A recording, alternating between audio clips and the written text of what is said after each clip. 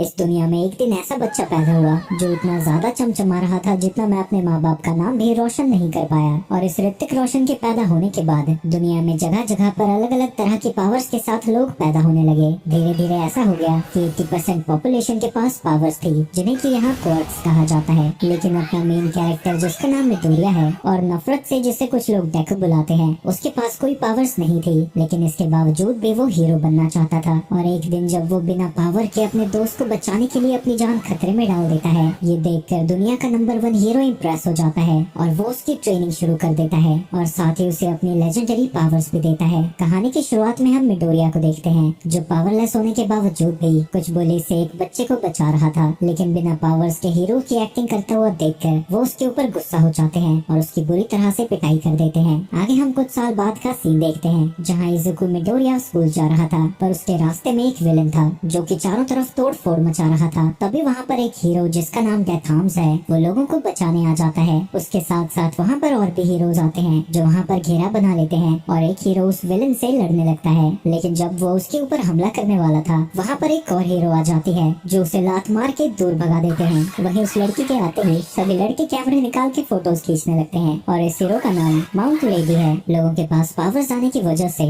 लोग उसका गलत इस्तेमाल भी करने लगे। ऐसे में जो लोग उन्हें रोकने के लिए सामने आए उन्हें हीरोज कहा जाता है। और अब ये बेसिकली सरकारी नौकरी जैसा हो रखा है, यानी अगर कोई हीरो होता है तो उसे दहेज बहुत ज्यादा मिलता है। इजुको इन सब चीजों में बहुत ज्यादा इंटरेस्टेड है तो वो सारी चीजों के नोट्स बना रहा होता है। जिसके बाद हम उसके स्कूल में जाते हैं। तुम सबको अपने करियर पर फोकस करना चाहिए। वैसे तुम्हें भरने के लिए फॉर्म देने वाला था, पर मुझे पता है कि तुम सब के सब हीरोज ही बनोगे। तुम सबका एडमिशन तो किसी घटिया हीरो एकेडमी में होगा। मैं यूए में जाने वाला हूँ, बेटा झुक के रहना पड़ेगा मेरे सामने। ये सुन के सभी स्टूडेंट्स गुस्सा हो जाते हैं। तभी टीचर कहता है कि उसके मार्क्स काफी अच्छे हैं, उसका एडमिशन यूए में हो सकता है। जो सुन के उसका सर और भी ज्यादा चढ़ जाता है। डेकू, तुम भी शायद यूए में जाने वाले हो ना? ये बात सुन के वहाँ मौजूद सभी स्टूडेंट्स हंसने लगते हैं और बाकुगो भी ये सुनकर हैरान हो जाता है। तभी बाकुगो उसके ऊपर हमला कर देता है। अबे ओ कछुए, तेरे पास कोई पावर्स नहीं है, फिर भी तू मेरा मुकाबला करना चाहता है? अरे नहीं नहीं बाकुगो, क्या समझ रहा है यार, मैं तो बस हीरो बनना चाहता हूँ, मैं भला तेरे रास्ते में क्यों आऊंगा? लेकिन वो सभी उससे कहते हैं कि वो कुछ नहीं कर सकता, बिना क्वर्क के कोई भी हीरो नहीं बन सकता। जब स्कूल खत्म हो जाता है, बाकुगो इजुको की नोटबुक लेता है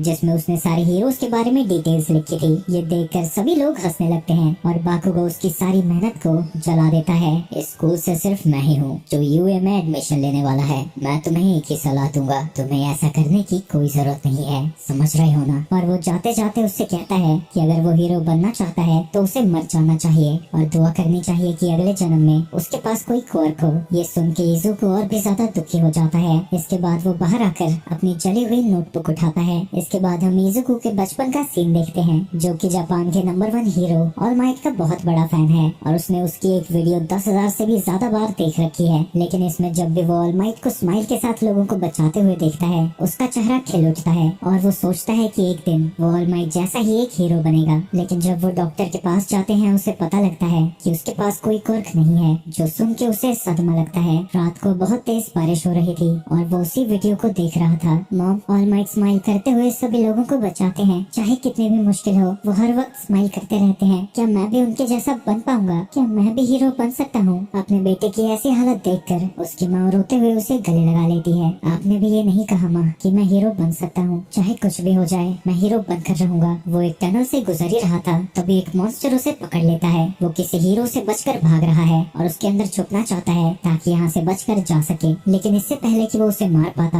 वहाँ पर ऑल माइट आ जाता है और अपने पंच के शॉकवेव से ही उस मॉन्स्टर को खत्म कर देता है। वहीं इतनी देर तक सांस न आने की वजह से इजुको बेहोश हो जाता है। ओए बच्चे, सो रहा है तू? लिटरली जिसे वो बचपन से पूछता आ रहा था, उसे अपने सामने देखकर उसकी फट जाती है और उसे समझ नहीं आता कि वो रिएक्ट कैसे करे। तभी वो ऑटोग्राफ लेने के बारे में सोचता है, पर ऑल माइट ने पहले ही ऑटोग्राफ दे दिया था। इसके बाद ऑल माइट वहाँ से जाने लगता है। लेकिन डेकू के पास ऐसे कई चीजें थी जो वो उससे पूछना चाहता था और जब ऑल माइट वहाँ से जाने के लिए छलांग लगाता है, वो देखता है कि डेकू उससे चिपक रखा था। ओए बच्चे यार, जाओ यहाँ से, ऐसे नहीं करते। इजुको कहता है कि अगर वो गिर गया तो मर जाएगा, तो वो उसे पकड़ लेता है। तभी हम देखते हैं कि ऑल माइट के मुंह से खून बाहर आ रहा था। वो इजुको को एक बिल्डिंग पर उतार देता है और वहाँ से जाने लगता है। तभी इजुको उससे पूछता है कि उसके पास कोई क्वर्क नहीं है, क्या इसके बावजूद भी वो हीरो बन सकता है? लेकिन इससे पहले कि वो कोई जवाब देता, उसके शरीर में कुछ होने लगता है। मैं भी बचपन से ही आपकी तरह एक हीरो बनना चाहता था। है आप कौन है? वहीं दूसरी तरफ जिस मॉन्स्टर को ऑलमाइट ने हराया था उसने उसे एक बोतल में बंद कर दिया था। बाकुगो अपने दोस्तों के साथ उसी रास्ते से गुजर रहा था और इसके पिछवाड़े में पता नहीं कौन सा कीड़ा है और वो बिना देखे उसे लात मार देता है, जिसकी वजह से वो मॉन्स्टर बोतल से बाहर आ जाता है। वहीं बाकुगो अभी भी गुस्सा था क्योंकि इज़ुको बिना क्वर्क के भी